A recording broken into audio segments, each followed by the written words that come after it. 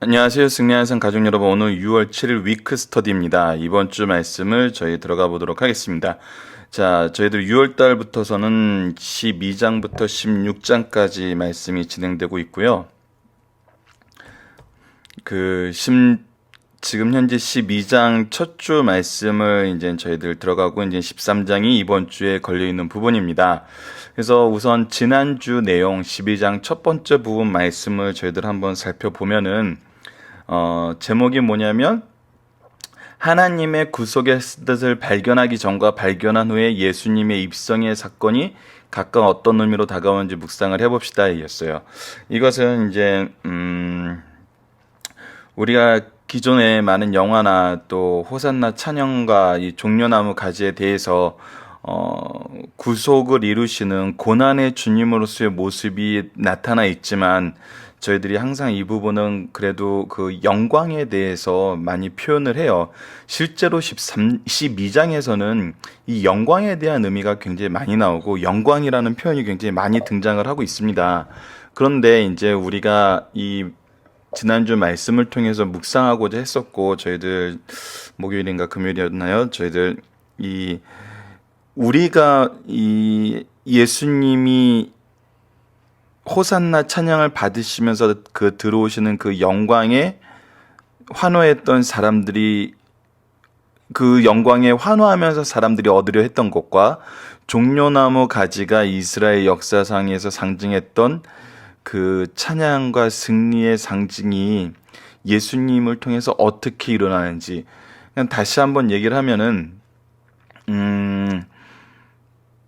핵심을 얘기하면 이제 하나님께서 영광 받으신다는 그 영광의 사건이 바로 나사로를 살리고 그 나사로를 살림으로 인해서 예수님께서 그 아들이 영광을 받을 것이라는 얘기를 하시고 이 역사가 일어났어요. 그러면서 12장 7절 보면은 마리아가 향유를 부을 때 이것이 예수님의 장례를 준비하는 거라고 얘기를 하셨죠. 자, 그래서 우리 이제 9장에서부터 9장에 그 태어나면서 또 소경되었던 자의 눈을 뜨게 할 때 뭐라고 얘기하시냐면 하나님의 일을 위해서 이 사람이 소경되었다 그래요. 두 번째는 나사로를 살리신 것이 하나님의 영광이고 아들의 영광이라 그랬어요. 자, 그렇다면 하나님의 일이고 하나님의 영광 되는 게 무엇이었냐면 지금 9장 사건의 그 소경을 눈뜨게 한 것을 통해서 예수 그리스도를 믿게 하는 거였고 믿음으로 인해서 죄의 문제를 해결해 주는 거였고 나사로를 통해서 보여준 것은 그 죄의 문제가 해결됐을 때 예수님을 통해서 우리가 부활의 역사를 부활의 은혜를 얻게 됨을 얘기해 주는 거였어요. 그렇다면 이것이 결국은 무엇이었느냐? 지난주 목요일에도 다시 한번 전체 5장부터 내용을 봤던 것처럼 하나님의 관심사는 무엇이었다고요? 우리를 구원하는 거였어요. 우리를 하나님과 함께 하는 삶으로 회복시키는 거였어요. 그것이 하나님의 영광이라는 거예요. 즉 하나님이 영광 받으시는 것은 하나님이 높임을 받고 하나님이 우리에게 찬양을 받으면서 뭔가 우리로 하여금 무엇을 얻으려 그러시는 게 아니라는 거죠. 우리가 신앙생활 하면서 가장 좀 혼란하기 쉬운 부분이 이런 부분인 것 같아요. 우리가 무슨 어떤 걸 드림으로 해서 그분을 채워줌으로 해서 그 채워주는 거에 대해서 만족을 얻으시고 우리를 축복하시는. 그래서 이 마리아가 향유를 부은 그 300데나리온의 가치에 대해서 성경에 나와 있는 것으로 주님을 위해서 정말 1년 봉급이라도 이렇게 헌신할 수 있는 헌신을 해야 된다. 이렇게 약간 물질적인 축복과 물질적인 헌신을 요구하는 방향으로 우리가 나가게 되는데, 근데 전체적인 의미에서 보면은 그것과는 좀 거리감이 있는 것 같다는 거죠. 왜냐하면 마리아는 철저하게 예수님이 부활의 주되심을 경험하고 예수님의 말씀에 근거해서 예수님이 이제 곧 죽고 십자가에 달려 돌아가신다는 그 말씀에 근거해서 예수님의 가시는 일을 즉 구속 사역에 동참했던 거거든요.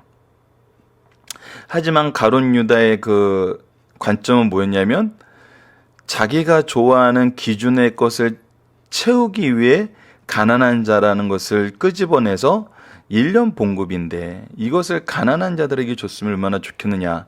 그 의도가 좋은 것 같았는데 이 사도 요한의 해설이 기가 막히죠. 이것은 그가 도우려는 것이 아니라 강도이기 때문에 그것을 훔치려는 거란 거예요. 그게 무슨 얘기냐면 아무리 좋은 의도도 인간의 기준으로 살 때는 그 죄악된 본성이 사라질 수 없다는 거거든요. 결국은 도둑질하는 도둑의 아비를 둔 사망의 아비옷, 거짓말은 아비옷, 훔치는 자의 아비인 사탄의 길을 가게 된다는 거예요.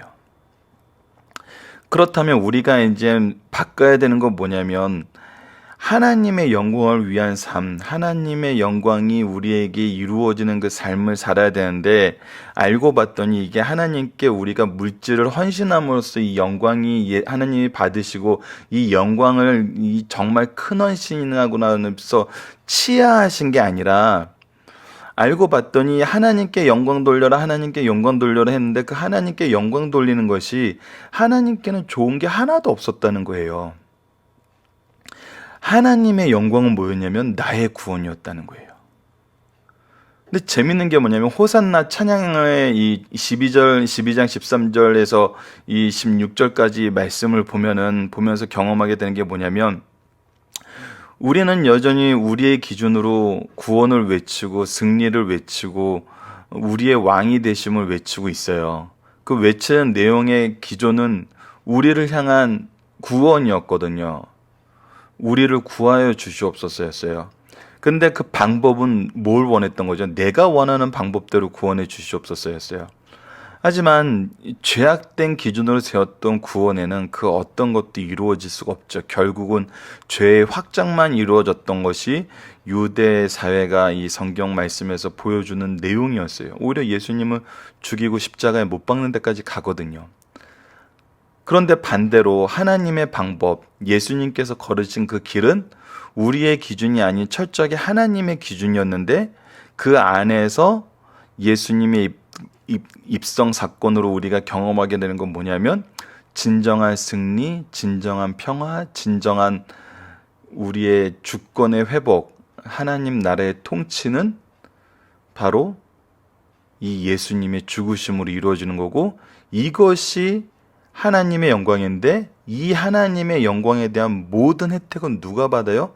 바로 우리가 받아요. 왜? 우리가 하나님의 사랑하는 자녀이기 때문에 하나님의 형상으로 창조받았고 하나님이 처음부터 이렇게 우리와 함께하기 위해서 작정하셨기 때문에 그래서 이것이 세상이 생각하는 거하고 달라요. 그래서 우리가 하나님의 영광을 위해서 일한다는 것은 영혼을 구원하는 것인데 이 영혼을 구원하는 것이 결국 누구를 사랑하는 거예요? 나를 사랑하는 거였다는 거예요. 나를 온전하게 하나님의 그 은혜 안에 머물게 하는 그 일을 위해서 우리를 부르셨다는 거죠. 그래서 정말 이 아가페적 사랑이란 것은 어떠한 조건도 없고 어떠한 이유도 없이 정말 사랑 그 자체를 위해서 우리에게 주시는 그 은혜, 그 끊임없는 은혜, 말할 수 없는 은혜, 목숨을 버리는 은혜, 이 은혜가 정말 하나님 앞에 있으면서 이 아가페적 사랑이라는 건 정말 하나님밖에 할 수 없다는 것을 우리가 다시 한번 깨닫게 되죠. 그래서 이것을 어느 한쪽으로 정말 설명하기 힘들어요. 그래서 예수님은 이 영광이 죽으실 때가 됐는데 요한복음 12장 23절로 이제 24절 보면 예수께서 대답하여 이르시되 인자가 영광을 얻을 때가 왔도다. 이제 영광을 얻을 때가 왔는데 그게 언제냐면 내가 진실로 진실로 너에게 이르노니 한 알의 밀알이 떨어져 죽지 아니하면 한 알이 그대로 있고 죽으면 많은 열매를 맺느니라. 오히려 그 죽으심이 우리를 위해서 죽으심이 하나님의 영광이라는 거예요.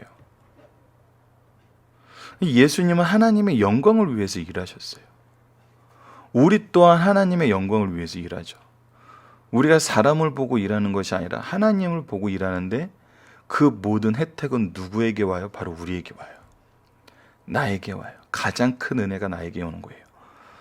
그래서 이 정말 그 입성 사건은 우리가 단순하게 보면은 그냥 하나님의 영광을 위한 거였던 것 같은데, 알고 보면은 나를 향한 하나님의 가장 큰 사랑이었고, 이게 예수님의 승리의 소식 같았는데 알고 보면은 죽음의 길이었고, 이 죽음의 길이 패배인 것 같았는데 알고 보면 영원한 승리를 위한 길이었고, 그 이 오묘함 속에서 예수님이 들어가시거든요. 그리고 이 영광을 우리에게 이미 보여주신 영광을 더 드러내서 이 영광을 따르게 하시거든요. 그래서 12장 28절로 30절 보면은 아버지여 아버지의 이름을 영광스럽게 하옵소서 하니 이에 하늘에서 소리가 나서 이르되 내가 이미 영광스럽게 하였고 또다시 영광스럽게 하리라. 예수께서 대답하여 이르시되 이 소리가 난 것은 나를 위한 것이 아니요 너희를 위한 것이라. 그래서 하나님은 이 영광이 드러남이 하나님을 위한 게 아니라 우리를 위한 거라는 걸 계속 반복적으로 얘기해 줘요. 그러자 이제 41절에 제자들이 예수님이 영광을 받으신 후에 이사야가 이렇게 말한 것이 주의 영광을 보고 주를 가리켜 말한 것임이라고 알았어요. 그래서 이 영광을 깨닫게 되고 이 영광이 무엇인지 이제 우리가 믿기만 하면 이 안에서 풍요로움을 누리는데, 문제는 또 뭐예요? 결국은 43절 보면 그들은 사람의 영광을 하나님의 영광보다 더 사랑하였다는 거예요. 여기에 아이러니가 있어요. 하나님의 영광을 보다 내 영광을 더 사랑해서 하나님을 거부했는데 남는 것은 거짓과 죽음과 위선이에요. 도둑질이에요. 그런데 하나님을 더 사랑했더니 남는 건 뭐예요? 온전한 사랑, 온전한 평화예요.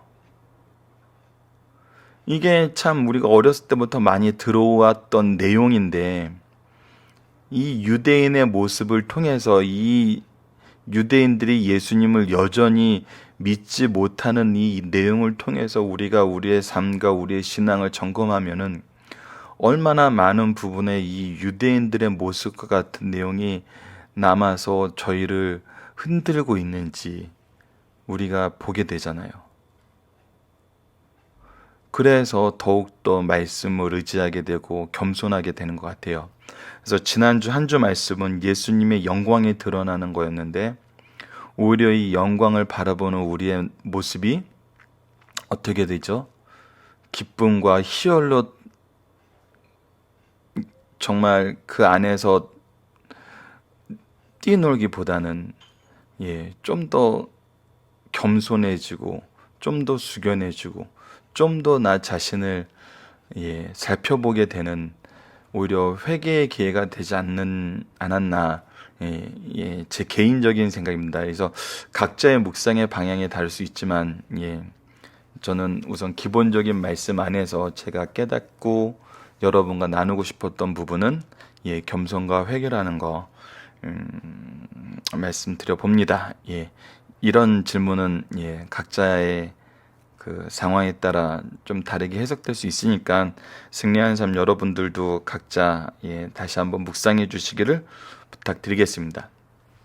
자, 이제 드디어 이번 주 구조로 넘어갑니다. 지금 이 구조 내용을 보면은 그 설명이 좀 필요한데, 우선 이 지금 크게 나와 있는 거는 이 뒤에 부분에 있는 그때로 가시는 예수님이 나타나고, 죽음 이후에 있을 부활에 대해서 이제 11장에서 소개를 하고 있는 큰 A가 있는데, 큰 A 안에서 나는 부활이요 생명이로다 하면서 나사로의 죽음에 대해서 얘기를 하시고, 나사로를 살리신 내용 이후에 예수님을 죽이려는 모의가 있어요. 그 다음에 이 큰 A하고 연결되는 게 가로 소문자 A라 그래야 되겠네요. 소문자 A랑 연결되는 게 이 소문자 B거든요.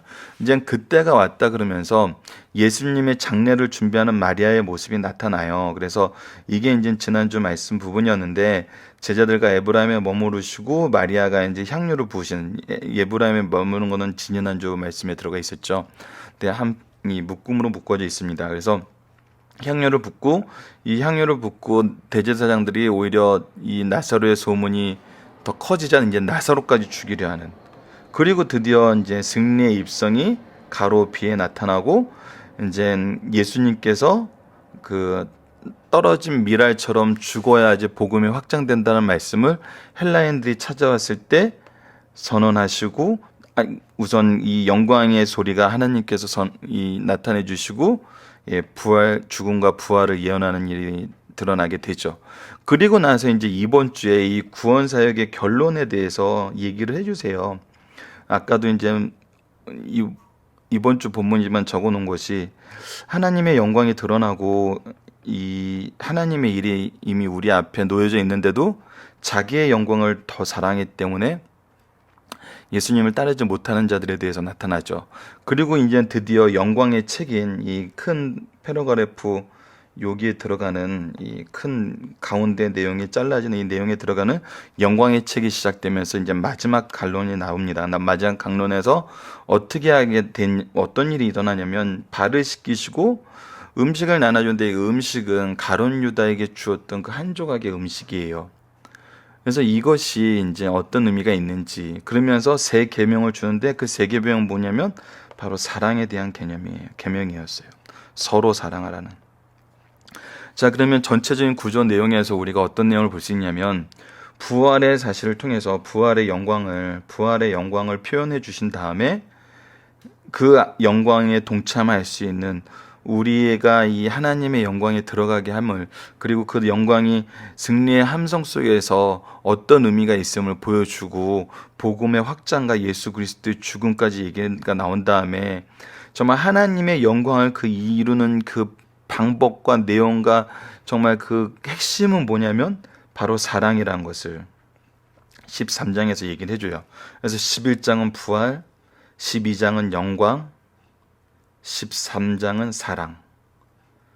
그래서 하나님의 방법이거든요. 부활을 통해서 우리의 생명을 구원하는 게 하나님의 영광이었고, 이 영광을 이루는 방법과 이 영광을 나누는 방법은 사랑이라는 거. 이것이 이제 11장부터 13장까지의 내용을 통해서 우리가 확인하게 될 내용입니다. 자, 그러면 마지막으로 이제 아래쪽 A, B, C는 지난주에 봤으니까 오늘은 간단하게 넘어가고요. 마지막으로 이제 이번 주 우리가 상고할 말씀 12장 31절로 13장 30절에서 어떤 말씀이 드러나는지 한번 보도록 하겠습니다. 그래서 세상의 참빛 되신 예수님, 그리고 하나님의 영광을 위해서 사는 성도들, 그래서 세상을 구원하러 오신 예수님, 이 내용을 통해서 하나님의 영광에 대해서 우리가 다시 한번 배우게 됩니다. 그리고 제자들의 발을 씻기신 예수님을 본받자 너희 중에 하나가 나를 팔리라, 이 내용을 통해서 하나님이 사랑으로 이 영광에 이르는 일을 이루심을 우리가 이제 보게 되는 거죠. 그래서 이제 예수님이 남기신 메시지를 통해 제자들이 가르치신 내용은 무엇을 위한 내용이었는지 묵상을 해봅시다. 무엇을 위한 거였냐는 거예요. 무엇을 위한 거. 무엇을 위했다는 것은 하나님의 목적과 계속 연결이 돼 있어요. 이거는 단순히 이번 주 말씀을 통해서 우리가 배우게 되는 것이 아니라 정말 요한복음 전체 내용이 다 이 무엇을 위하였나를 이제 보여주고 있는 거기 때문에 이 부분을 저희들이 이번 주 말씀을 통해서 다시 한번 또 확인하는 승리의 상 가족 여러분 되시길 바랍니다. 오늘 위크 스터디는 이렇게 마치도록 하겠습니다. 감사합니다.